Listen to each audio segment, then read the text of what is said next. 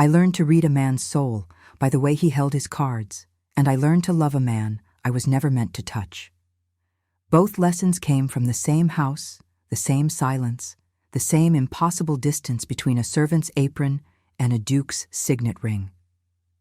My name is Rowena Mercer, and for 7 years I walked the halls of Ashworth Manor with a dusting cloth in my hand and a secret burning quietly in my chest. The house stood on a hill in the county of Dorset, its stones the color of honey in summer and pearl in winter, its windows tall enough to catch the first light of morning and hold it like a breath. I knew every creak of its floorboards, every draft that slipped beneath the doors in January, every rose that climbed the eastern wall and bloomed in defiant pink against the gray English sky. I knew this house the way some women know their own children, with a fierce and tender knowledge that needs no explanation. I came to Ashworth Manor when I was 19, the year my father died and left me nothing but a worn deck of cards and a reputation I could not afford to carry. He had been a gambler, my father, not the reckless kind who loses everything in a single night, but the patient kind, the kind who watches and waits and reads the tremor in a man's hand when he holds a winning flush. He taught me everything he knew, not because he wanted me to follow his path, but because he believed that knowledge was the only inheritance a poor man could leave his daughter. "You will never sit at their tables, Rowena," he told me once, his voice rough with tobacco and regret. "But if you ever do, you will know how to win." I buried those lessons with him, or so I thought. I folded them away like old letters and tucked them into the darkest corner of my memory, where they gathered dust alongside my grief. When I arrived at Ashworth Manor with nothing but a small trunk and a letter of reference from the vicar's wife, I wanted only to disappear into the honest labor of service, to become invisible, to forget that I had ever been the daughter of a man who made his living reading the hearts of strangers across a green baize table. The Duke of Ashworth was 26 years old when I first saw him, and he carried his title like a wound that had never quite healed. His name was Cedric Ashworth, and he had inherited the estate 3 years earlier, after his father's sudden death from a fever that swept through the county like a whisper of doom. I remember the first morning I saw him, standing at the window of the library with his back to the room, his silhouette sharp against the pale light. He did not turn when I entered to lay the fire. He did not speak, but I felt his presence the way one feels a change in the weather, a shift in the air that makes the skin prickle with awareness. He was not handsome in the way the poets describe, not soft or romantic or given to tender glances. His face was all angles, cheekbones like the prow of a ship, a jaw that seemed carved for stubbornness, eyes the color of winter storms. He rarely smiled, and when he did, it was a brief thing, a flash of unexpected warmth that vanished before one could be certain it had existed at all. The servants whispered that he had been different before his father died, lighter somehow, quicker to laugh. But I never knew that man. I knew only the Duke who walked the halls of his own house like a ghost, who spent his evenings alone in the library with a glass of brandy and a book he never seemed to finish, who looked at the portraits of his ancestors as though he were apologizing for something none of us could name. I should not have noticed him at all. A maid does not notice her master, not in that way, not with that particular ache that settles behind the ribs and refuses to be dislodged. But I did. I noticed the way he stood a little straighter when Lady Sophronia entered a room, as though her presence reminded him of who he was supposed to be. I noticed the way he paused sometimes at the window of the morning room, watching the rain fall on the gardens with an expression that was not quite sadness, but something adjacent to it, something that made me want to cross the impossible distance between us and lay my hand upon his arm. I noticed, and I despised myself for noticing, because noticing was the first step toward hoping, and hoping was a luxury I could not afford. Lady Sophronia Ashworth was the Duke's great-aunt, a woman of 73 years who had outlived 2 husbands, 1 scandal, and the entire generation that might have remembered her youthful indiscretions. She was small and sharp, with silver hair pinned in an elaborate arrangement that seemed to defy both gravity and fashion, and eyes that missed nothing. She had come to live at Ashworth Manor after the old Duke's death, to help her great-nephew manage the household, she said, though I suspected her true purpose was simply to watch. Lady Sophronia was a great believer in watching. She sat in her chair by the fire in the drawing-room, her embroidery in her lap, and she watched the way a hawk watches the field below, patient and precise and utterly without mercy. She watched me, too. I felt her gaze upon me sometimes when I was clearing the tea things or adjusting the curtains, and I knew that she saw more than I wanted her to see. But she never spoke of it.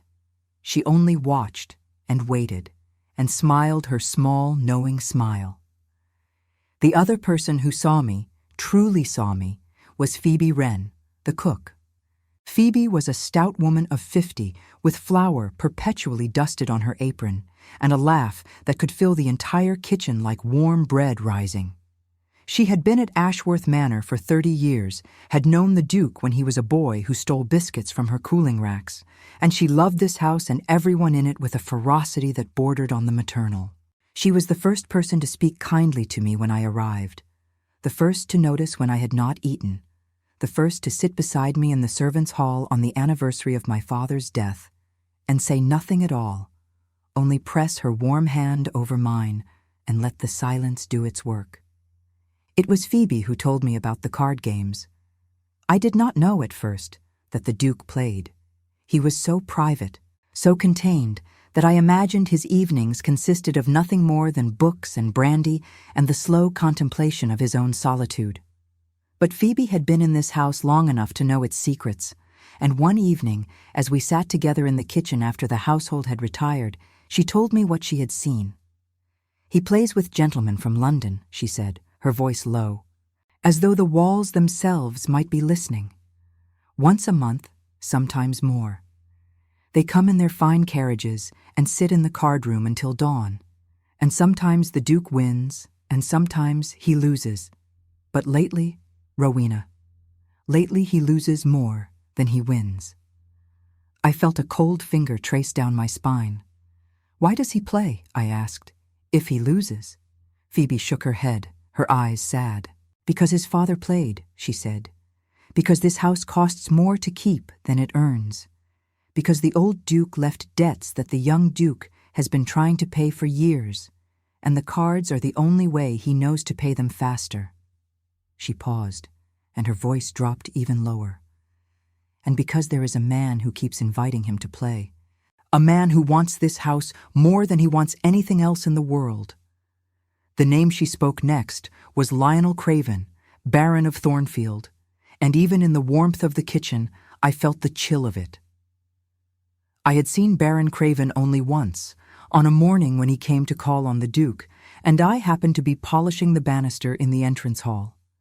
He was perhaps 40 years old, tall and lean, with hair the color of wet slate and a smile that never quite reached his eyes.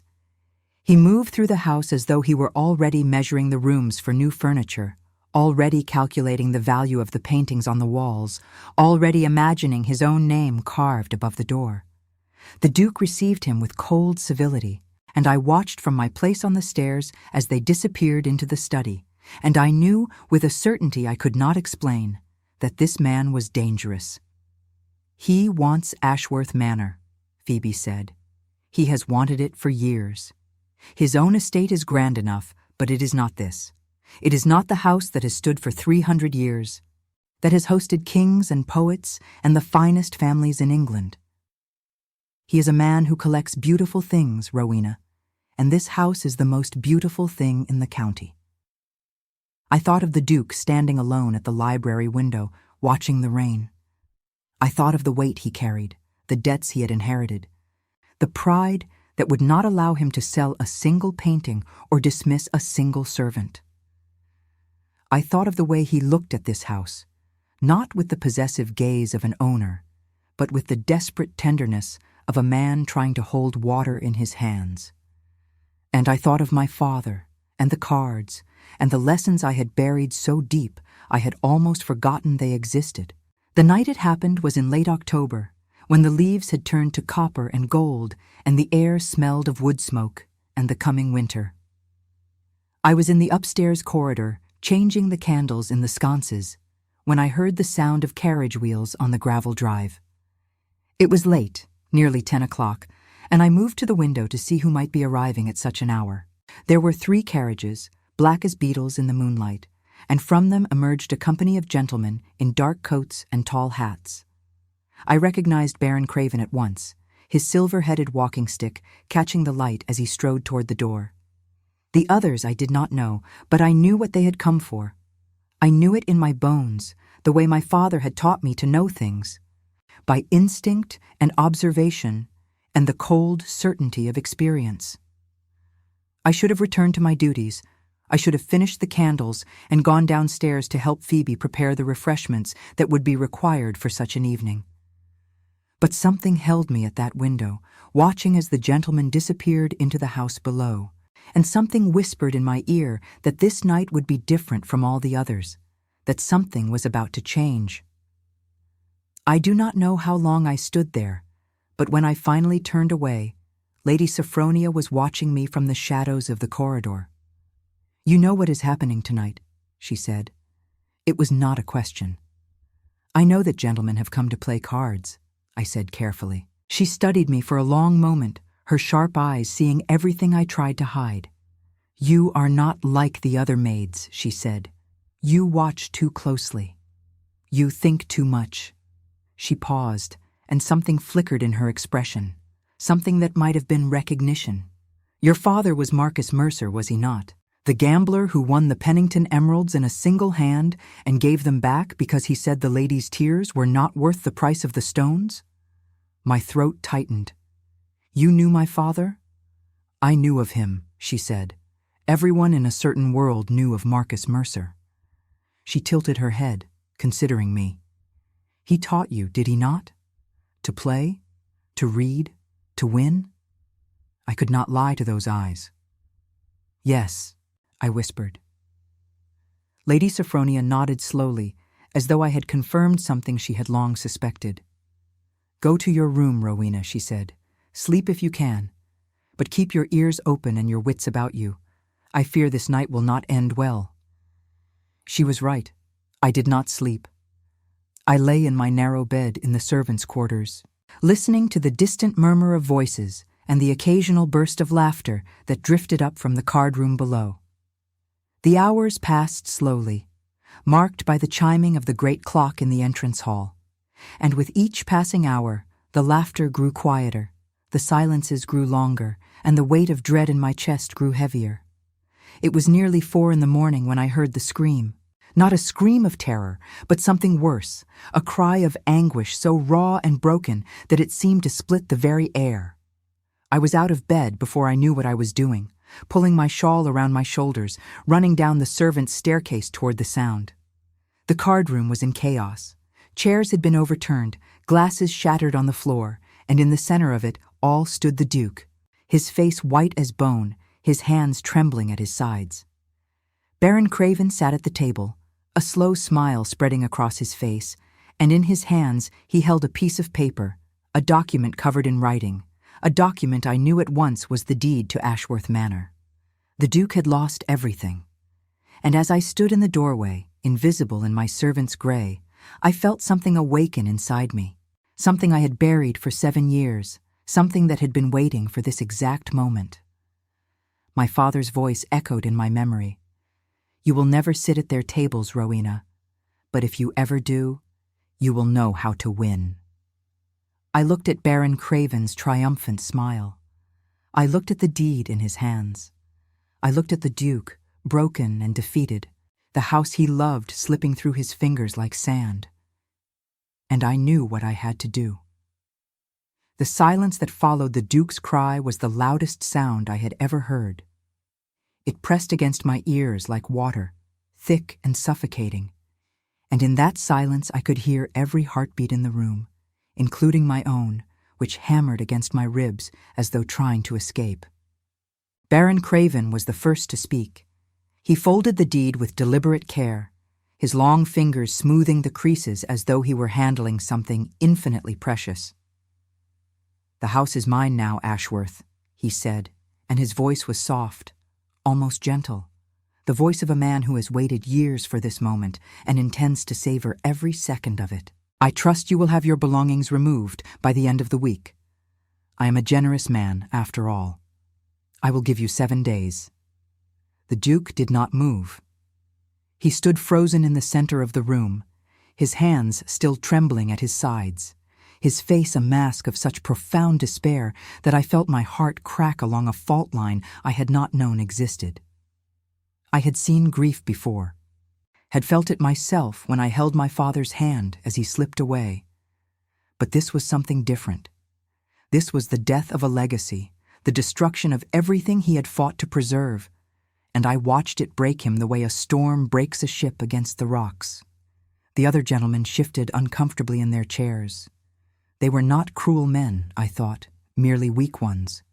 Men who had come to play cards and drink brandy and had found themselves witnesses to a catastrophe they did not know how to address.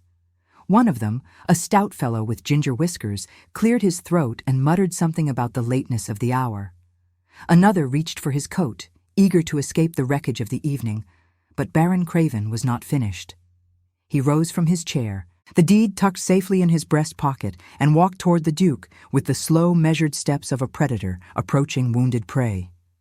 "You should have accepted my offer last year, Ashworth," he said. "I would have given you a fair price. But you were too proud, were you not? Too attached to these old stones and dusty portraits." He paused, standing close enough now that I could see the cruel satisfaction in his eyes. "Pride is a luxury only the wealthy can afford. And you, my friend, are no longer wealthy." Something snapped inside me. I do not know how else to describe it. It was as though all the years of silence, all the invisible hours of watching and waiting and wanting had gathered into a single point of light inside my chest, and that light had suddenly caught fire. I stepped forward out of the shadows of the doorway into the pool of candlelight that illuminated the wreckage of the card table. Every head in the room turned toward me. I imagine I made quite a picture, standing there in my plain gray dress with my shawl clutched around my shoulders, my hair loose from its pins and tumbling over my shoulders in a manner that no proper servant would ever allow. I was aware of the impropriety of it, aware of the shocked expressions on the gentlemen's faces, aware most of all of the Duke's eyes upon me, wide with confusion and something else I could not name. But I did not care. I had spent 7 years being invisible, and now, for the first time in my life, I wanted to be seen. "I beg your pardon," I said, and my voice came out steadier than I expected, clear and calm in the heavy silence. "I could not help but overhear the conclusion of your game." Baron Craven's eyebrows rose. He looked at me the way one might look at a mouse that had wandered into a ballroom, with amusement and faint disgust. "And who," he asked slowly, "are you?" "My name is Rowena Mercer," I said. "I am a maid in this household." "A maid?" The Baron's smile widened, sharp as a blade. "How delightful! And does it amuse you, Miss Mercer, to eavesdrop on your betters? Does it entertain you to witness the downfall of your master?" The Duke stirred, as though waking from a dream. "Rowena," he said, and my name in his mouth was like a bell struck in an empty church, resonant and strange. "You should not be here. Go back to your quarters." But I did not move. I could not. The fire inside me had burned away my fear, my caution, everything that had kept me silent for so long. I looked at Baron Craven, at his triumphant smile and his cold eyes, and I felt something that might have been hatred, but was closer to clarity. "I have a proposition," I said. The Baron laughed. It was a sharp, brittle sound, like breaking glass. "A proposition? From a maid?" He shook his head, still chuckling. "My dear girl, do you have any idea what you are saying? Do you have any idea who I am?" "I know exactly who you are," I said. "You are a man who has wanted this house for years.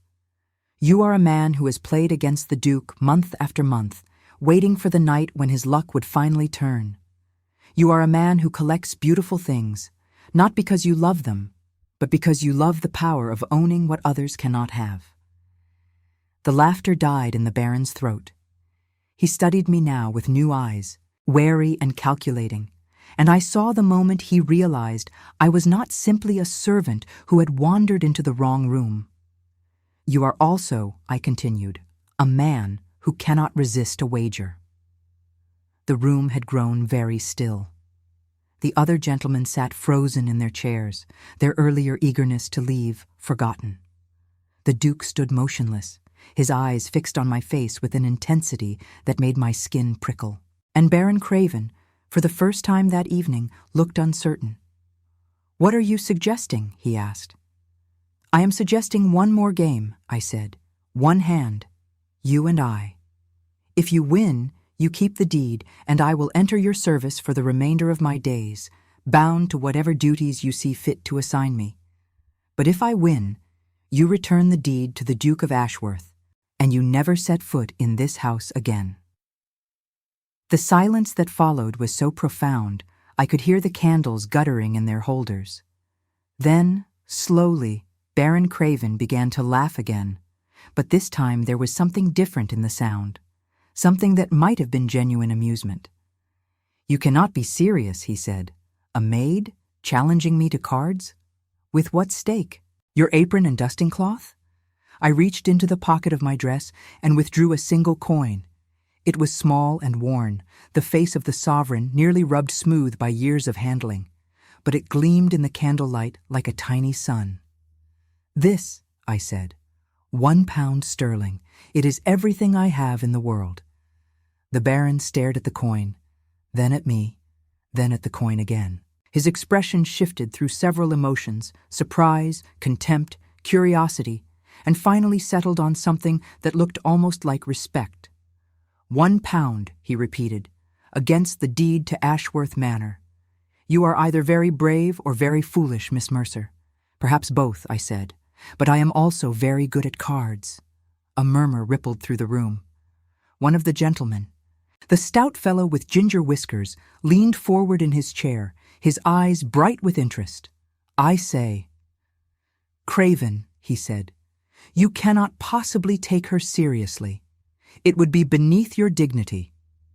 "On the contrary," said another gentleman, a thin man with a monocle and an air of perpetual boredom. "I find myself rather intrigued. The Baron has won everything tonight. What harm could there be in one more game?" Baron Craven was silent for a long moment, his eyes fixed on mine. I could see him weighing his options, calculating the odds, measuring the risk against the reward. He was a gambler after all, and gamblers cannot resist a challenge, especially one that seems so absurdly one-sided. "Very well," he said at last. "One hand, 5-card draw. The lady may name the stakes she has already proposed."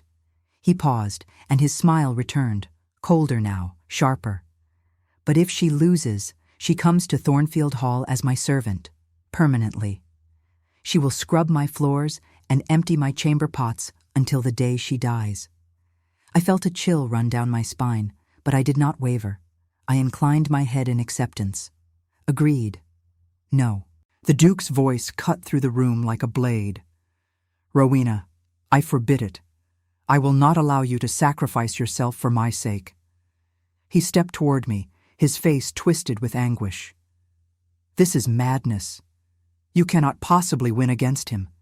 He is one of the most skilled card players in England." I turned to face him, and for a moment, just a moment, I allowed myself to look at him the way I had never dared to look before. I let him see everything I had hidden for 7 years, the devotion, the longing, the desperate, fierce love that had grown in my heart like a rose in winter, blooming against all odds. "Your Grace," I said softly, "I know what I am doing. Trust me." Something passed between us in that instant, something wordless and profound. I saw his expression shift, the despair giving way to wonder, the wonder giving way to something that looked almost like hope. He opened his mouth as though to speak, but no words came. Then Lady Sophronia's voice cut through the silence like the crack of a whip. "Let her play. We all turned to see her standing in the doorway, resplendent in a dressing gown of midnight blue, her silver hair loose around her shoulders like a waterfall of moonlight. She looked like a queen, ancient and imperious, and even Baron Craven seemed to shrink slightly under her gaze. "Lady Sophronia," he said, inclining his head in a gesture of respect that was not entirely feigned. "I did not realize you were still awake." "I am always awake when wolves are circling my family," she said coolly. She walked into the room with the unhurried grace of a woman who has never in her life been intimidated by anyone, and she took a seat in the chair nearest the fire. She rested her hands on the arms of the chair and fixed Baron Craven with a stare that could have frozen the Thames. "Let the girl play her hand, unless you are afraid." The Baron's jaw tightened. "I am afraid of nothing." "Then prove it." Lady Sophronia smiled, a thin, dangerous smile that reminded me of a cat contemplating a particularly foolish mouse. "One hand, Baron. Surely a man of your considerable skill cannot be worried about a simple maid with a single pound to her name." The trap was elegant in its simplicity. If the Baron refused now, he would look like a coward, and whatever else he might be, he was too proud to bear that humiliation. I saw the moment he realized this, saw the flicker of anger in his eyes before it was smoothed away by the mask of cold composure. "Very well," he said again. He returned to his seat at the card table and gestured to the chair across from him. "Miss Mercer, if you please." I walked to the table on legs that felt like they belonged to someone else. The other gentlemen had arranged themselves around the edges of the room, eager spectators to this most unusual contest. The Duke stood apart, his hands clenched at his sides, his face a study in barely controlled emotion. And Lady Sophronia watched from her chair by the fire, her eyes gleaming with something that might have been pride. I sat down across from Baron Craven and placed my single pound on the table between us. He looked at it with contempt, then reached into his breast pocket and withdrew the deed to Ashworth Manor.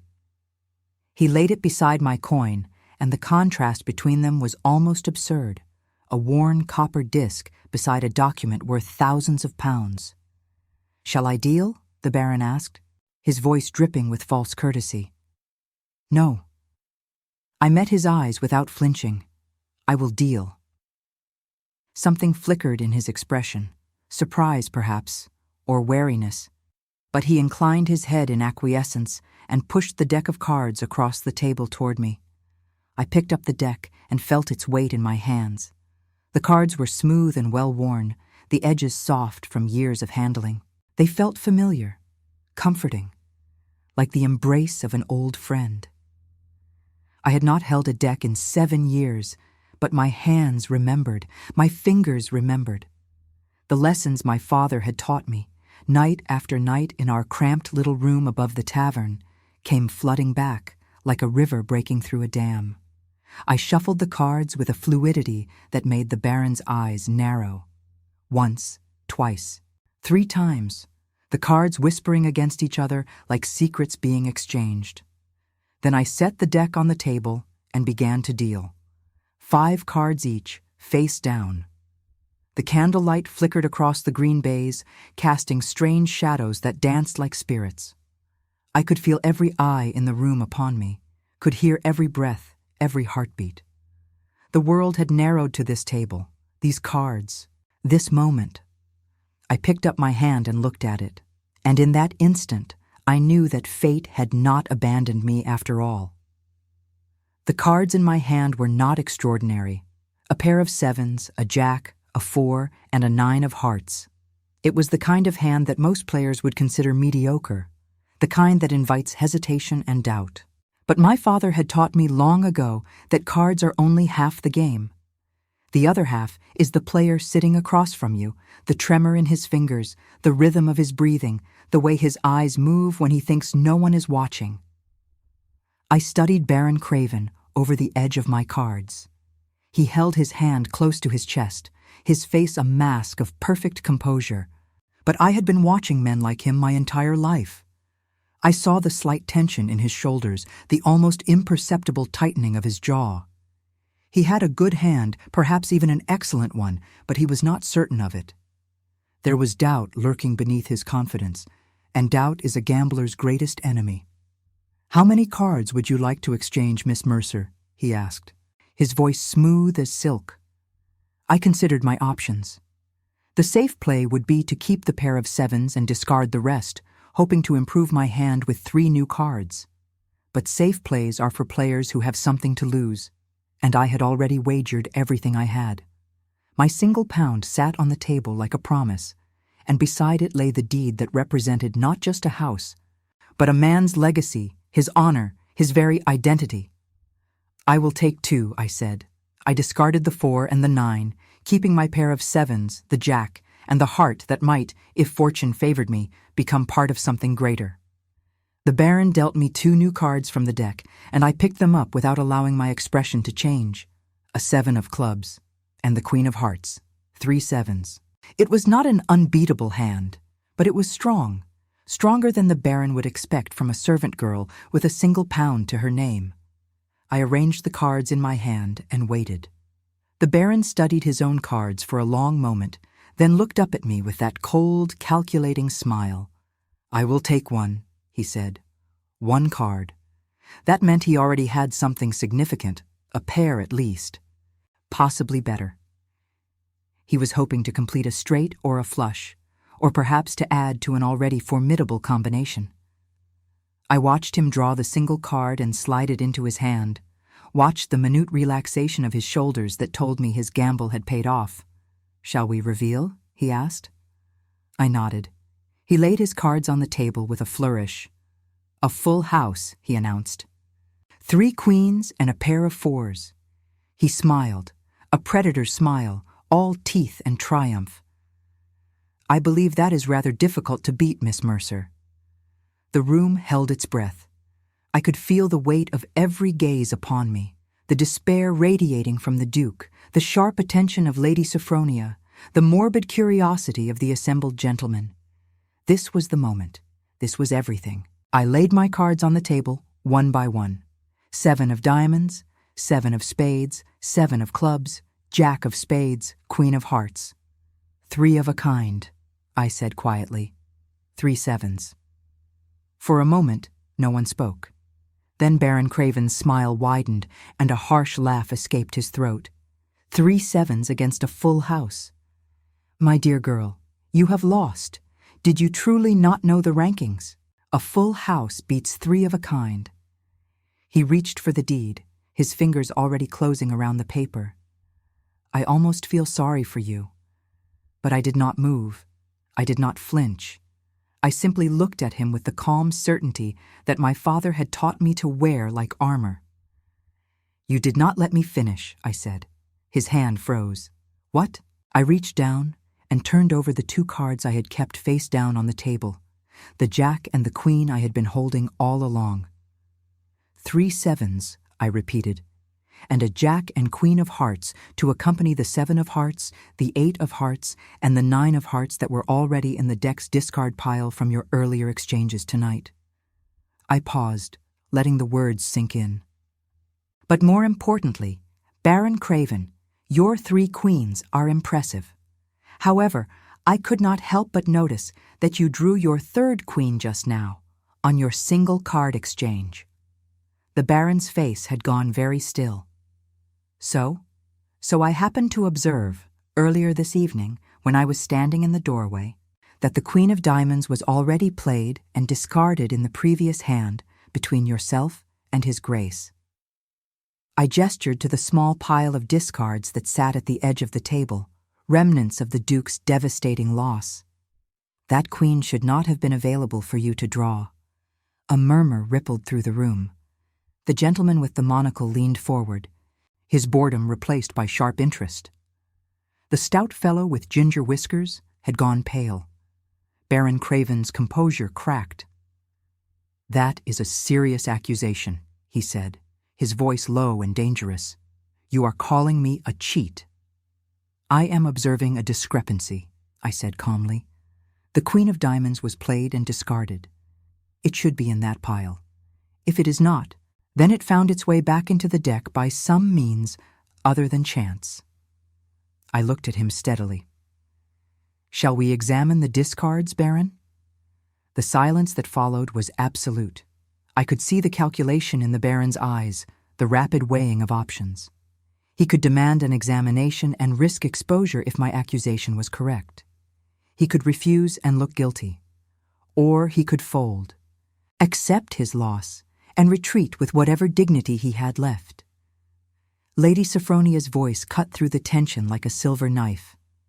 "I believe," she said, "that an examination would be in everyone's best interest." She rose from her chair and walked to the table, her dressing gown trailing behind her like a royal robe. Unless, of course, the Baron would prefer to concede the matter. Baron Craven's face had gone from pale to flushed. The mask of composure had shattered entirely now, and beneath it I saw something ugly, something desperate.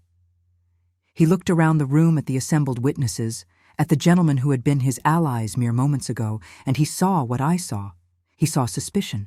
He saw doubt. He saw his reputation crumbling like ancient mortar. "This is absurd," he said, but his voice lacked conviction. "You cannot seriously believe the word of a servant over mine." "I believe," said the gentleman with the monocle, "in the evidence." He stood and walked to the discard pile, rifling through the cards with careful fingers. After a moment he looked up. "The Queen of Diamonds is not here." The room erupted.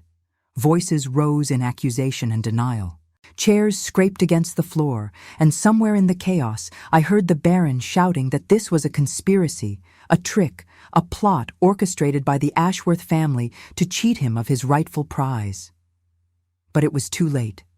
The other gentlemen had seen enough. They were backing away from him now, their faces twisted with disgust and contempt. In their world, there was no greater sin than cheating at cards. A man might be a drunkard, a spendthrift, even a coward, and still maintain his place in society. But a cheat was beyond redemption. A cheat was finished. Baron Craven turned to me, his eyes blazing with fury. "You," he snarled. "You planned this. You knew all along." "I knew what I saw," I said quietly. "I knew that a man who wants something badly enough will sometimes bend the rules to get it. And I knew that the only way to defeat such a man is to watch him more closely than he watches himself." He stared at me for a long moment, his chest heaving, his fists clenched at his sides. I thought for an instant that he might strike me, might cross that final line and damn himself completely. But even in his rage, some vestige of self-preservation held him back. "This is not over," he said, his voice barely above a whisper. "You have made an enemy tonight, Miss Mercer. You and your precious Duke will regret this." He turned on his heel and strode from the room, his coattails flying behind him like the wings of a defeated crow. A moment later, I heard the front door slam, and then the sound of carriage wheels on gravel, retreating into the night. The room was very quiet. I stood alone at the card table, my hands trembling now that the crisis had passed, my heart pounding so hard I thought it might burst from my chest. The deed to Ashworth Manor lay on the green baize where the Baron had dropped it in his fury, and I stared at it as though it were a living thing, a creature that had been rescued from the jaws of a predator. Then I felt a hand on my shoulder, gentle and warm. I turned to find the Duke standing beside me, his face transformed by an emotion I had never seen there before. The despair was gone, replaced by wonder, by gratitude, by something deeper and more profound that I dared not name. "Rowena," he said, and his voice was hoarse, as though he had been holding back tears. "How did you do that?" "I watched," I said simply. "I remembered. I did what my father taught me to do." He shook his head slowly, as though he could not quite believe what had happened. "You risked everything. Your freedom, your future, for this house, for me." The words hung in the air between us, heavy with meaning. I should have looked away, should have remembered my place, should have retreated into the safety of servants' deference. But I was tired of hiding, tired of pretending, tired of being invisible. "This house is my home," I said quietly. "It has been my home for 7 years. I could not let it fall into the hands of a man who would never love it as it deserves to be loved." He was silent for a long moment, his eyes searching my face. Then he reached down and picked up the deed from the table. He held it for a moment, looking at it as though seeing it for the first time, and then he did something that made my breath catch in my throat. He held it out to me. "Take it," he said. I stared at him, uncomprehending. "Your Grace?" "Take it," he repeated. "You won it. It belongs to you now." I shook my head, stepping back as though the deed were a live coal that might burn me. "No, I cannot. I did not play for myself. I played for you, for this house, for everyone who lives within these walls. And I am giving it to you," he said, his voice steady. "Not as payment, not as reward, but as a gift, because you saw what no one else saw, because you risked what no one else would risk, because you saved not just my home, but my honor." Tears pricked at my eyes. I could not accept such a gift. It was impossible, unthinkable. A maid could not own a manor. A servant could not become a lady.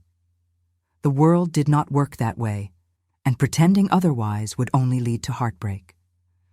But before I could voice my refusal, Lady Sophronia stepped forward. She laid her hand on the Duke's arm, a gesture that was both gentle and firm. "Cedric," she said quietly, "there will be time for such discussions later. For now, let us simply acknowledge that Miss Mercer has done this family a great service." She looked at me, and for the first time since I had known her, I saw warmth in her sharp eyes. A very great service indeed. The Duke hesitated, then nodded slowly. He lowered the deed, though he did not put it away. "Very well," he said. "But this conversation is not finished, Rowena. There are things that must be said, things I should have said long ago." My heart stumbled over itself. What things? But he only shook his head, a faint smile touching his lips for the first time that night. "Tomorrow," he said, "when we have all rested, when the sun is up and the world seems less like a fever dream." He paused, and his eyes met mine with an intensity that made my knees weak. "Tomorrow, I will tell you everything." The gentlemen took their leave shortly afterward, each of them pausing to offer me words of congratulation and astonishment.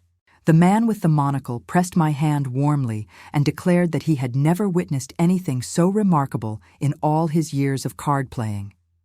The stout fellow with ginger whiskers simply stared at me as though I had sprouted wings and flown about the room.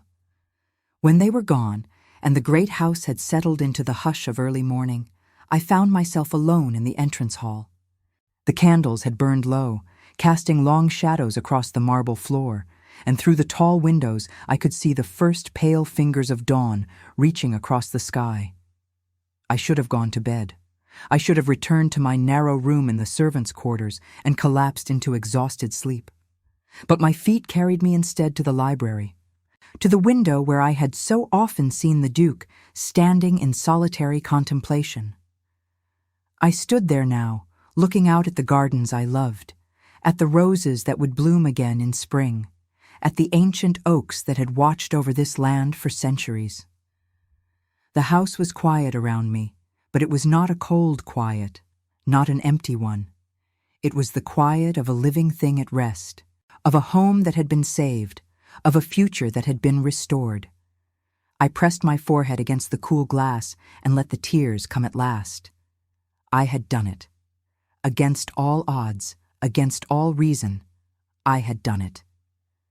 But even as relief washed over me, I could not shake the memory of the Duke's words, the promise in his eyes, the questions that remained unanswered. "Tomorrow," he had said. "Tomorrow I will tell you everything." I did not know what tomorrow would bring. I did not know if the chasm between a maid and a duke could ever truly be crossed. But for the first time in 7 years, I allowed myself to hope. And hope, I had learned, was the most dangerous gamble of all. I slept for only a few hours, but when I woke, the world seemed different. The pale winter sunlight streaming through the narrow window of my room had a quality I had never noticed before. A softness, a warmth, as though the very air had been washed clean by the events of the night. I lay still for a moment, listening to the familiar sounds of the house stirring to life. The distant clatter of pots in the kitchen, the creak of floorboards overhead, the murmur of voices in the servants' hall. Everything was the same, and yet nothing was the same at all. I rose and dressed with trembling fingers, choosing my cleanest apron and pinning my hair with more care than usual.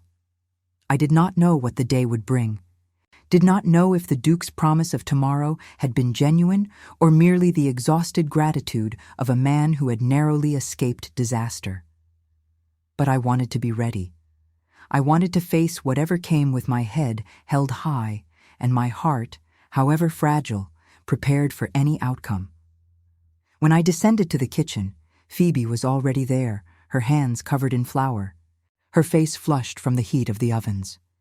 She looked up when I entered, and her expression was unlike anything I had ever seen from her before.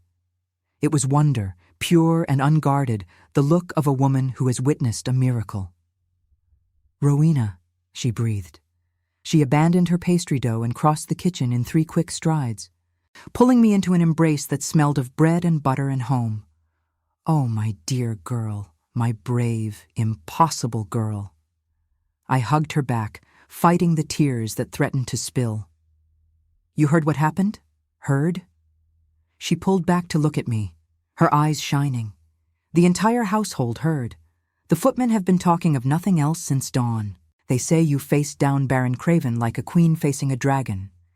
They say you exposed him as a cheat in front of half the gentlemen of London. They say the Duke looked at you as though you had hung the moon in the sky." I felt my cheeks flush. That is an exaggeration. Is it? Phoebe studied my face with knowing eyes. "I have lived in this house for 30 years, Rowena. I have watched that boy grow into a man. I have seen him through grief and struggle and the weight of responsibilities that would have crushed a lesser soul. And I have never, not once, seen him look at anyone the way he looked at you last night." My heart stuttered. "Phoebe, I am a maid. He is a duke. Whatever you think you saw, it cannot be what you imagine." She smiled, a slow, secret smile that made her look suddenly younger. "Love does not care about aprons and titles, my dear. Love only cares about hearts." She patted my cheek with her floury hand. "Now go. He has been asking for you since he woke. He is in the morning room, waiting." I stared at her, frozen. "Asking for me?" "Go," she repeated, giving me a gentle push toward the door. "And Rowena, whatever happens, know that you have already proven yourself worthy of anything you might desire, even a duke." The walk from the kitchen to the morning room had never seemed so long. My footsteps echoed on the flagstones, and with each step my heart beat faster and my courage wavered more. I passed through the servants' corridor and into the main hall, past the portraits of Ashworth ancestors who seemed to watch me with silent judgment, past the great staircase where I had stood in the shadows so many nights, past the library where I had allowed myself to dream. The morning room was at the back of the house, a bright and airy space with tall windows that looked out over the rose garden. It was Lady Sophronia's favorite room, and it was here that the family took their breakfast when they were not entertaining guests. I had served countless meals in this room, had poured tea and arranged flowers, and quietly disappeared into the background as the quality of the house went about their lives. But today, when I pushed open the door, there was no background to disappear into. The Duke was alone. He stood at the window, just as I had seen him stand so many times before, his silhouette sharp against the morning light. But when he heard the door, he turned, and the expression on his face made my breath catch in my throat. He looked at me as though I were the sunrise itself. "Rowena," he said, and there was something in his voice I had never heard before, a softness, a vulnerability that stripped away the armor of his title and his pride. "You came. You asked for me, I said. My voice sounded strange to my own ears, too formal, too distant.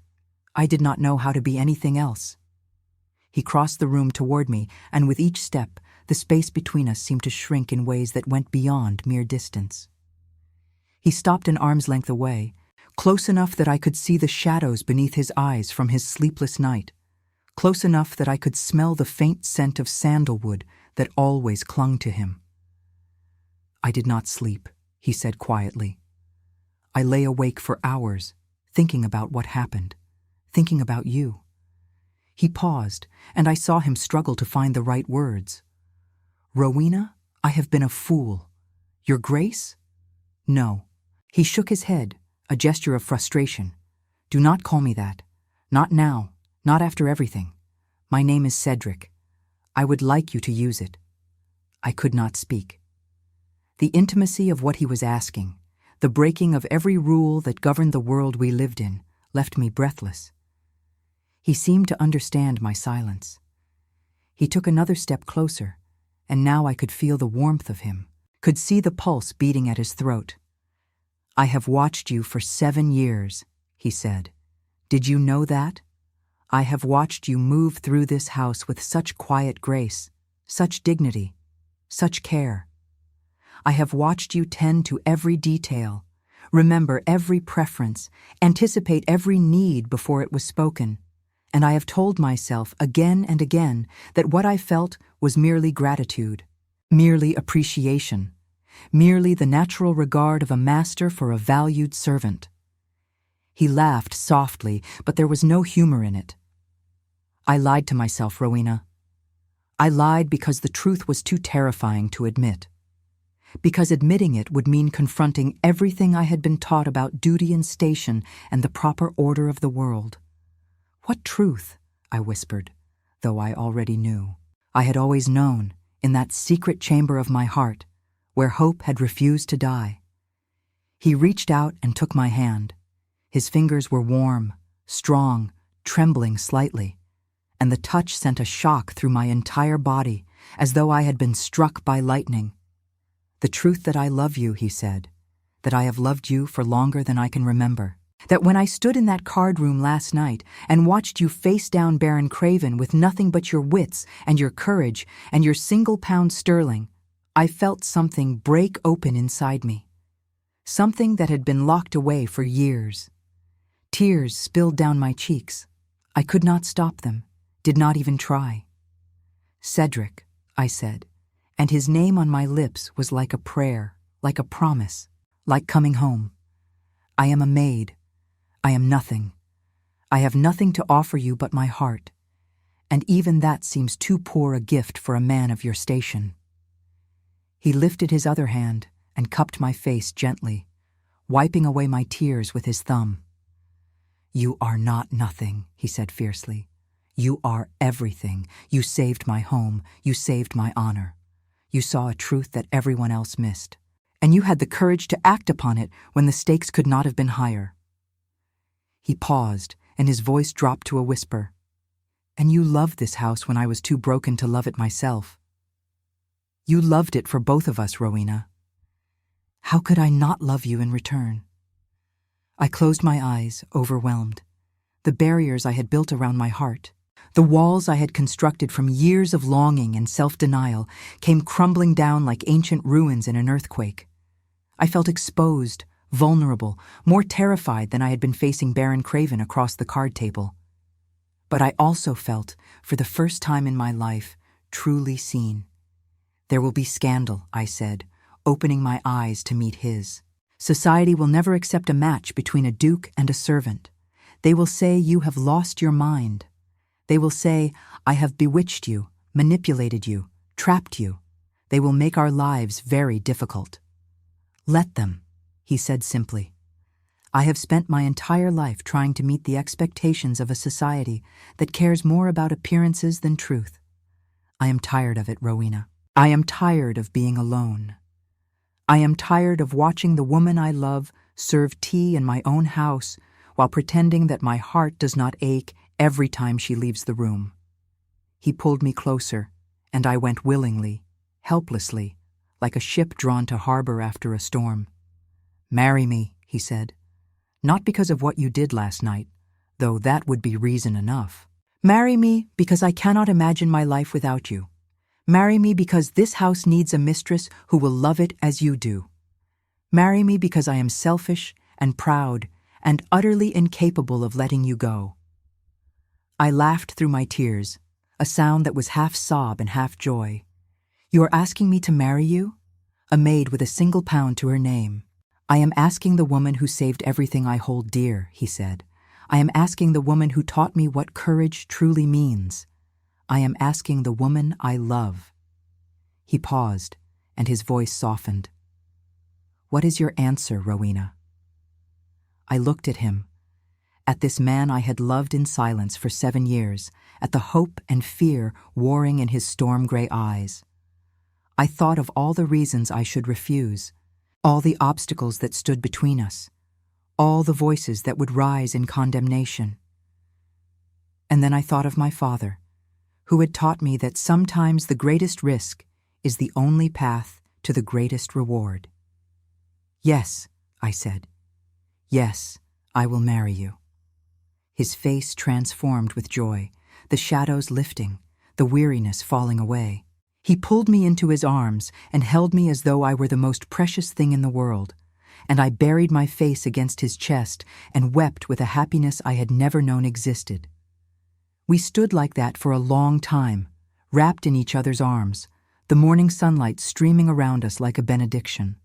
And when at last we drew apart, I saw Lady Sophronia standing in the doorway, watching us with tears streaming down her weathered cheeks. "Well," she said, her voice thick with emotion, "it is about time." Cedric laughed, a real laugh, full and warm and utterly without restraint. "Did you plan this, Aunt Sophronia? Did you know all along?" She walked into the room, her back straight despite her years, her eyes shining with a mixture of pride and vindication. "I knew," she said, "that there was something special about Miss Mercer from the moment she arrived. I knew that she watched and listened and understood more than any servant had a right to understand. And I knew," she added, looking at me with a warmth that made my heart swell, "that she loved you.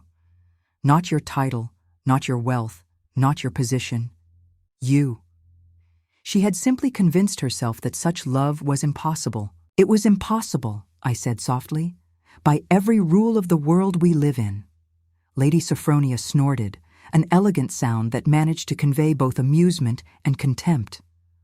"Rules are made by people," she said, "and people can change them." She took my hand and pressed it between her own. "Welcome to the family, my dear. You have earned your place here 1,000 times over." The rest of that day passed in a blur of wonder and disbelief. Phoebe wept when she heard the news, great joyful sobs that shook her ample frame. The footmen and housemaids gathered in the servants' hall, uncertain how to address me now that my status had so dramatically changed. The gardener brought me a bouquet of winter roses from the greenhouse, stammering his congratulations. And through it all, Cedric stayed by my side, his hand finding mine whenever we were near each other, as though he could not quite believe I was real. But beneath the joy, a shadow lingered. Baron Craven's threat echoed in my memory, a dark chord in the symphony of my happiness. "This is not over," he had said. "You have made an enemy tonight." I did not speak of it to Cedric. I did not want to dim the light in his eyes or burden him with fears that might prove groundless. But as the sun set over Ashworth Manor and the candles were lit for evening, I stood once more at the library window and gazed out at the gathering darkness. I had won the battle, but something told me the war was far from over, and I was right. The scandal arrived 3 days later, carried on the wings of whispers and the pages of the London gossip sheets. Baron Craven, it seemed, had not retreated quietly to lick his wounds. Instead, he had gone directly to the city and told his version of events to anyone who would listen. The story he spread was a masterpiece of malicious invention. painting me as a scheming adventuress who had seduced the Duke of Ashworth with tricks and feminine wiles, who had orchestrated the entire card game as part of an elaborate plot to elevate herself from servant to mistress of a great house. The letters began arriving on the fourth morning. Some were addressed to Cedric, stern missives from distant relatives and society acquaintances expressing their shock and dismay at his rumored engagement to a common maid. Others were addressed to Lady Sophronia, appeals to her reason and her sense of propriety, begging her to intervene before her great-nephew destroyed the family name forever. A few were addressed to me, anonymous notes filled with vitriol and threats, warning me that I would never be accepted, that I would spend my life as an outcast, that no amount of love could bridge the chasm between my station and the world I presumed to enter. I read them all, sitting alone in the room that had once been my tiny servant's quarters, but which Cedric had insisted I vacate for a proper guest chamber. I read them with steady hands and dry eyes, though each word landed like a blow against my heart. I had known this would happen. I had warned Cedric that society would never accept us. But knowing and experiencing are two very different things, and the cruelty of those letters cut deeper than I had anticipated. It was Lady Sophronia who found me there, surrounded by the evidence of the world's contempt. She did not knock. She simply swept into the room like a force of nature, took one look at the papers scattered across my lap, and made a sound of disgust that conveyed more eloquence than 1,000 words. "Burn them," she said. I looked up at her, startled. "I beg your pardon?" "Burn them." She crossed to the fireplace where a small blaze crackled against the December chill and held out her hand. "Give them to me, and I will do it myself if you lack the resolve. But should I not know what they say? Should I not understand what we are facing?" Lady Sophronia's eyes softened, though her spine remained as straight as a ramrod. "My dear girl," she said, "I have lived for 73 years. I have weathered scandals that would make these petty scribbles look like love letters. I have watched empires rise and fall, watched fortunes made and lost, watched men and women destroy each other over nothing more than wounded pride and jealous hearts. And I have learned one truth that has never failed me." She paused, and her voice dropped to a fierce whisper. "The opinions of small people do not matter. What matters is what you know to be true. What matters is who you are, not who they say you are." She took the letters from my unresisting hands and fed them one by one into the flames. I watched them curl and blacken and turn to ash, and with each one that burned, I felt something lighten inside me. "Now," Lady Sophronia said, brushing her hands together with satisfaction, "get dressed. We have a wedding to plan. And I will not have you moping in your room while Baron Craven poisons every drawing room in London with his lies." She was right, of course. She was always right. And so I rose from my chair, washed my face, and went downstairs to face whatever the world chose to throw at me. The weeks that followed were a whirlwind of preparation and defiance. Lady Sophronia proved herself a general of remarkable strategic ability, marshalling her forces with precision and purpose.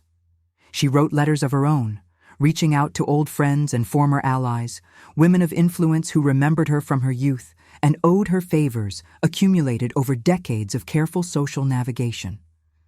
She invited them to Ashworth Manor for tea, for luncheon, for intimate dinners where they could meet the remarkable young woman who had saved the estate from a known cheat and scoundrel. The tide began to turn. It turned slowly at first, a trickle of curious visitors who came expecting to find a scheming fortune hunter and left charmed by my quiet dignity and obvious devotion to both the Duke and his ancestral home. Then the trickle became a stream, as word spread that the infamous Miss Mercer was not at all what the gossips had claimed. She was educated, they whispered. She was well-spoken. She had manners that would put half the debutantes of the season to shame. And the way the Duke looked at her, well, even the most hardened cynic could not deny that what existed between them was genuine. Baron Craven's version of events began to unravel, The gentleman who had witnessed the card game spoke up, confirming that it was the Baron who had been caught cheating, not the maid who had exposed him. His reputation, already tarnished by his humiliating defeat, crumbled further under the weight of their testimony. By the time Christmas arrived, he had become a pariah, shunned by the very society he had tried to manipulate, his name a byword for dishonor and disgrace. I took no pleasure in his downfall.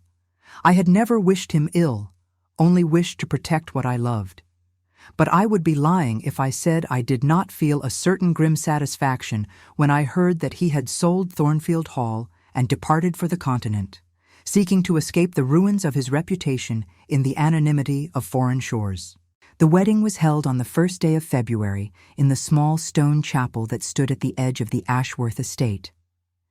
It was not a grand affair, not the lavish spectacle that society would have expected for the marriage of a duke. But it was perfect. The pews were filled with those who truly mattered, Phoebe and the household staff, Lady Sophronia resplendent in silver silk, a handful of friends and neighbors who had proven their loyalty through the trials of the preceding months. I wore a gown of ivory satin, simple and elegant, with a veil of antique lace that Lady Sophronia had worn at her own first wedding half a century before.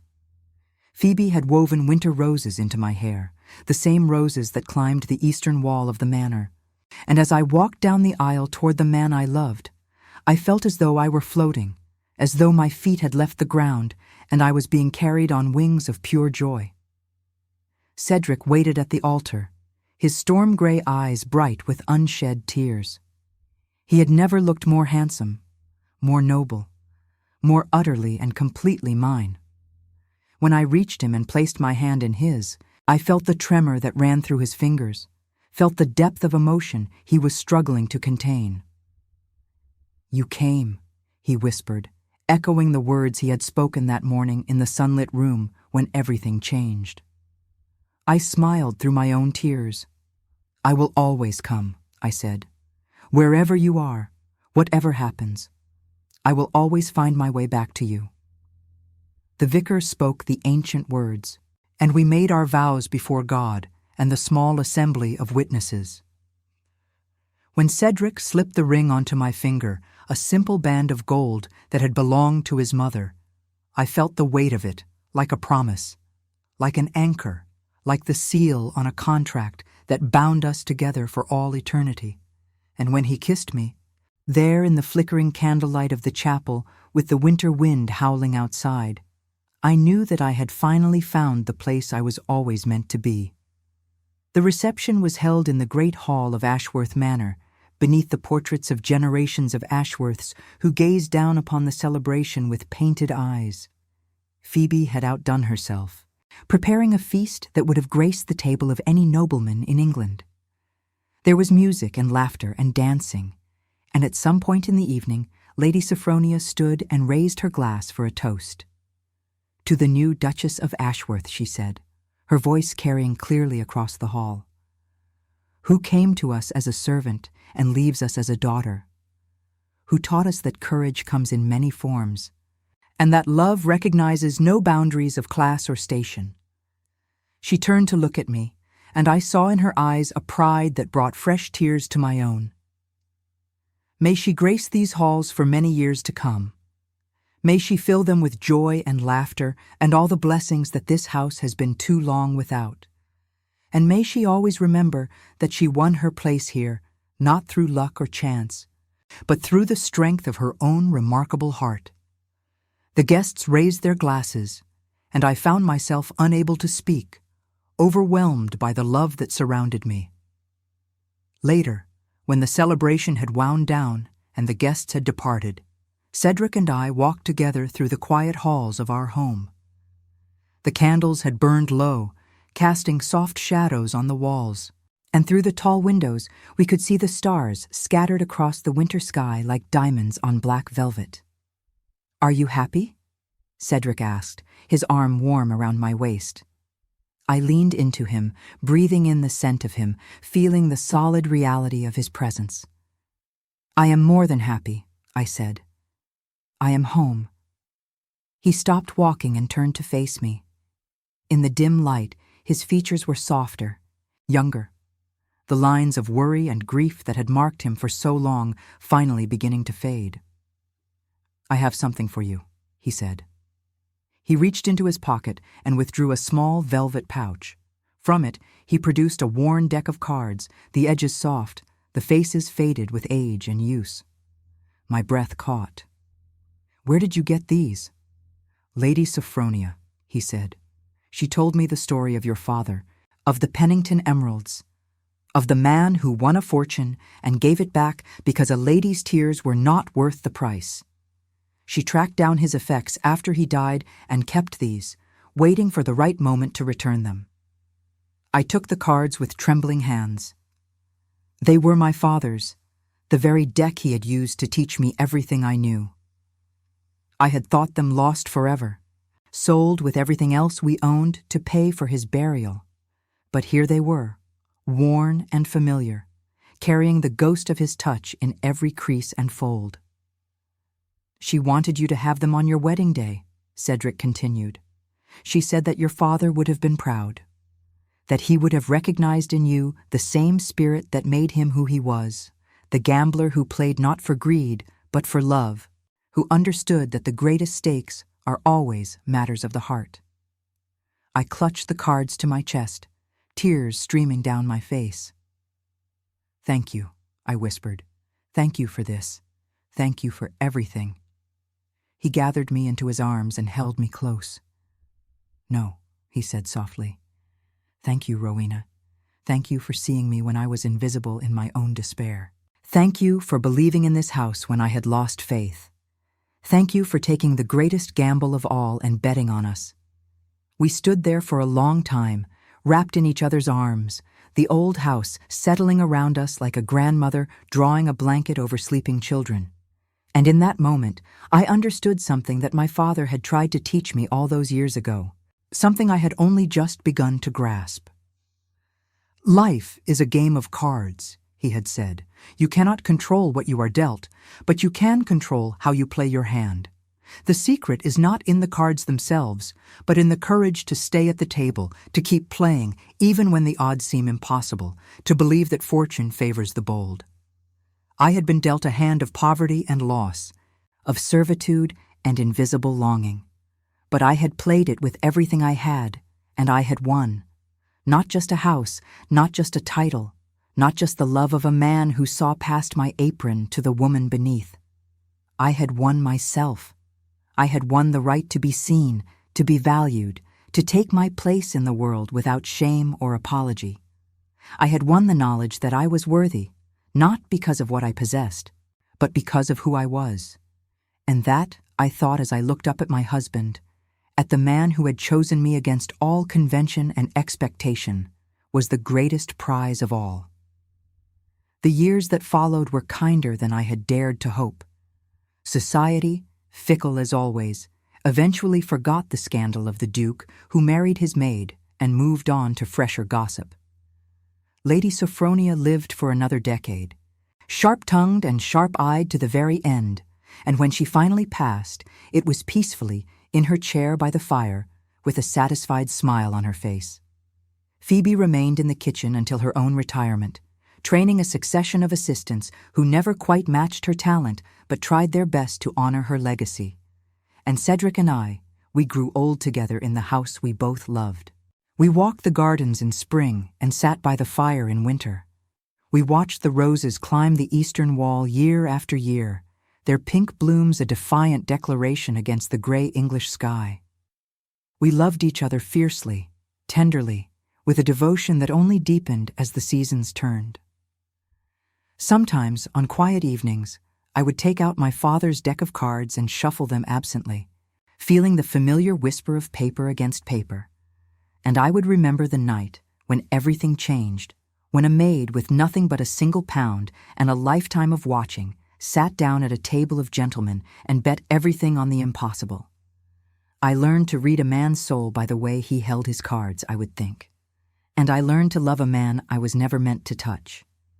Both lessons came from the same house, the same silence, the same impossible distance between a servant's apron and a duke's signet ring. But the distance, I had discovered, was never as far as it seemed. It only required the courage to cross it. And that courage in the end was worth more than all the manors and all the fortunes in the world.